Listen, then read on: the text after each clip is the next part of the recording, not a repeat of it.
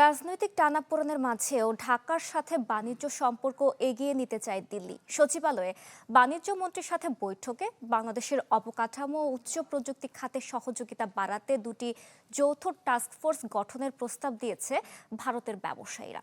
তবে পররাষ্ট্র প্রতিমন্ত্রী জানান, দুই দেশেই সমানভাবে উপকৃত হবে এমন অংশীদারিত্ব চায় বাংলাদেশ। প্রধানমন্ত্রী তারেক রহমানের ভারত সফরের আলোচনার মাঝেই ঢাকায় দেশটির 18 সদস্যের উচ্চ পর্যায়ের ব্যবসায়ী প্রতিনিধি দল। রাজধানীর একটি হোটেলে তাদের সংবর্ধনার আয়োজন করে ভারতীয় high commission.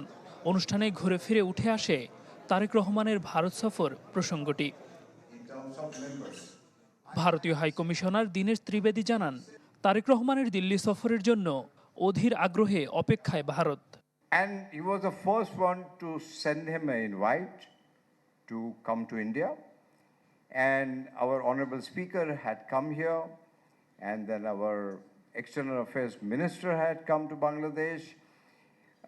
Then I am here. The reason I am telling this that we are eagerly waiting, and I am so hopeful. There are issues. There is no doubt about it. And like I said, that if issues are not there, then it's not democracy, it's something other than democracy. তবে প্রধানমন্ত্রীর ভারত সফর ঘিরে যেসব issue রয়েছে সেগুলো সমাধানের কার্যকর পদক্ষেপ দেখতে চায় বাংলাদেশ। পররাষ্ট্র প্রতিমন্ত্রী জানান, ঢাকায় এমন এক অর্থনৈতিক অংশীদারিত্ব চায় যেখানে দুই দেশই সমানভাবে উপকৃত হবে।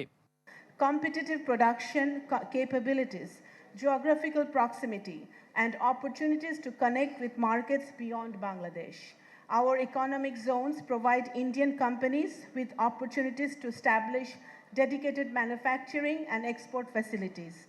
We would particularly welcome investments that bring technology, integrate local suppliers, and create employment, and in the process connecting Bangladeshi products into the regional and global value chains.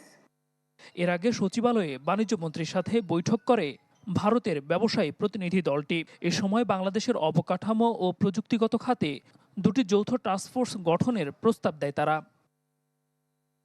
Delwar Dolon, channel 24, Dhaka.